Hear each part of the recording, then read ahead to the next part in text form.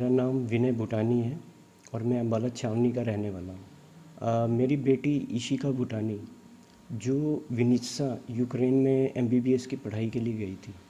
Last year भी उनका ये जो कोरोना क्राइसिस चल रहा था उसमें बहुत प्रॉब्लम हुई और अब जो है ये जो वार क्राइसिस शुरू हो गया 24 से, उसके बाद बहुत प्रॉब्लम हो गई हैं। अब आगे इनके करियर को लेकर भी बहुत सी मुसीबतें आएंगी। अब देखते हैं। तो इनका जब अटैक हुआ वहाँ 24 को, तो हमारे घर में सब जगह प्रॉब्लम होगी कि अब बच्चों का क्या होगा। और जैसी खबरें यहाँ पे न्यूज़ पर दिखाई जा रही थी, उससे उसको लेकर बहुत ज़्यादा चिंतित थे हम। तो हमने इनसे कांटेक्ट किया और जो भी वहाँ सिचुएशन थी उसके बारे में ज्ञात हुआ हमें।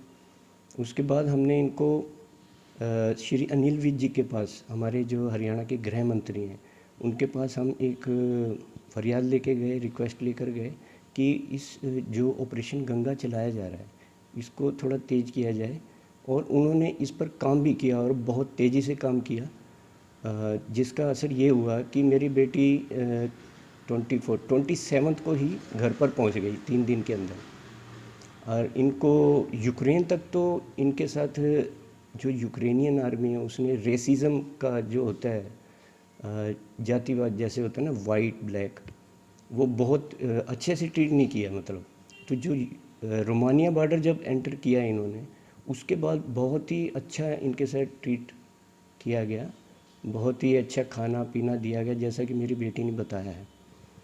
तो हम मोदी जी का बहुत दिल से शुक्रिया अदा करना चाहते हैं और हरियाणा के हमारे गृह मंत्री श्री अनिल विज जी का भी बहुत तहे दिल से धन्यवाद करना चाहते हैं कि अगर ऐसे नेता होंगे देश में तो किसी को घबराने की ज़रूरत नहीं है। खार्किव में जो बच्चे फंसे हैं वो भी आ रहे हैं धीरे धीरे, और हमें पूरी उम्मीद है कि मोदी जी उनको भी निकाल लाएंगे, सभी बच्चों को निकाल लाएंगे, एक एक बच्चे को, एक एक भारतीय बच्चे को निकाल लाएंगे, बल्कि और भी जो दूसरे देश होंगे उनको भी लेकर आएंगे। मोदी जी का फिर से शुक्रिया अदा करना चाहते हैं हम कि हमारी बेटी सेफली हमारे घर में पहुंच गई है। इसके लिए धन्यवाद, शुक्रिया। मैं इशिका भूटानी अम्बाला छावनी की रहने वाली हूँ। मैं एमबीबीएस के लिए यूक्रेन गई थी, विनित्सा यूनिवर्सिटी में। वहाँ पे सबसे पहले 24 तारीख को अटैक शुरू हुआ और जब अटैक हुआ तो फर्स्ट डे हम लोगों ने अपना स्टोर से सारा खाना पानी ले आए थे, राशन, क्योंकि हमें नहीं पता था हमें वहाँ कितना टाइम तक रहना पड़ेगा। और उसके नेक्स्ट डे सारे स्टोर्स वगैरह सब फूड का सप्लाई सब बंद हो गया वहाँ पे। फिर 2 दिन तक वहाँ पे सायरन बजते थे। हम लोग अपने फ्लैट में रहते थे, तो जब सायरन बजते थे तो हम लोग बार बार हर 2-3 घंटे के बाद सायरन बजने पे नीचे बंकर्स में जाके रहते थे, ताकि अगर बॉम्बिंग हो तो कुछ बेसमेंट में हम लोग सेफ़ रहें। फिर 2 दिन बाद हम लोगों ने, जब हमें नोटिस मिला कि अब बसेस नहीं आने वाली कोई हमें इवैक्यूएट करने के लिए, तो हम लोगों ने प्राइवेट बसेस करी वहाँ पे।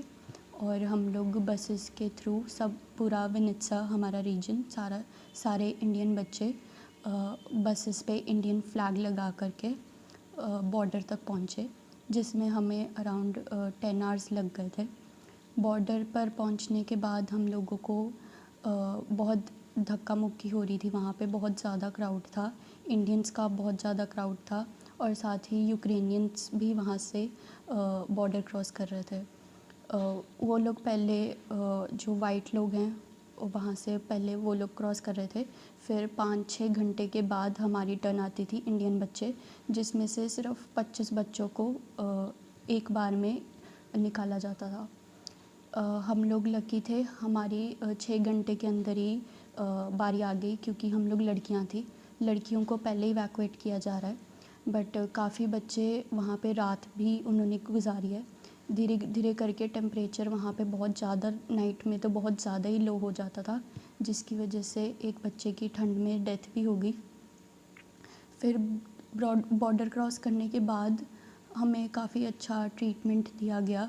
हमने रोमानिया से बॉर्डर क्रॉस किया था, तो रोमानिया पहुंच के हम लोग को फ्री में सिम और खाना पानी दिया गया था, रास्ते में तो बॉर्डर क्रॉस करने से पहले तो हमारे पास कोई खाने वगैरह के लिए इतना सब नहीं था। काफ़ी टाइम तक हम लोगों को फ्रूट्स एंड ऑल पे ही रहना पड़ा। उसके बाद रोमानिया में हम लोगों को काफ़ी अच्छा शेल्टर दिया गया। 2 दिन हम लोग वहाँ शेल्टर में रुके रोमानिया में, जहाँ पे हम लोगों को मैट्रेस से लेकर के ब्लैंकेट, स्लीपर्स सब कुछ प्रोवाइड किया गया था। काफ़ी अच्छी ट्रीटमेंट हमारी हुई थी रोमानिया में। फिर 2 दिन वहाँ रहने के बाद हमारा एयरपोर्ट के लिए हम लोग निकले। हमारा नंबर वहाँ पे लगा और हम लोग यहाँ पहुँच गए।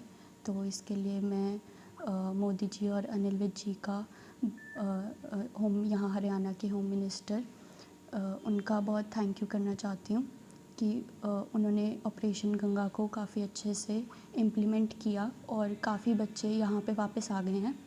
मैं अपील ये करना चाहूँगी उनसे कि जो बच्चे खारकीव में अभी भी फंसे हैं उनकी हेल्प की जाए। वो बॉर्डर तक नहीं पहुँच पा रहे हैं, वहाँ ट्रेन्स में उन्हें चढ़ने नहीं दिया जा रहा, तो उन्हें वहाँ से इवैक्यूएट किया जाए, उनको फूड एंड ऑल प्रोवाइड किया जाए। वहाँ पे बहुत ठंड है और वहाँ पे उनके पास खाने पीने के लिए भी कुछ नहीं है। और लास्ट में मैं एक चीज़ ये भी कहना चाहूँगी कि कोविड की वजह से हम लोगों की स्टडीज़ पे बहुत ज़्यादा फ़र्क पड़ा था। एंड अब ये वॉर की सिचुएशन से लेके हमें नहीं पता कि वॉर कितने टाइम तक चलेगी।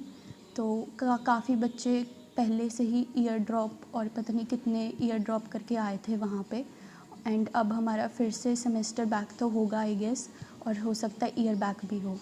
तो आगे हमारे करियर का हम लोगों को नहीं पता कुछ। Thank you. कोई बात, तुम मेरे वाले पे कर लो। नहीं, मेरे फ़ोन पर ही देख लो।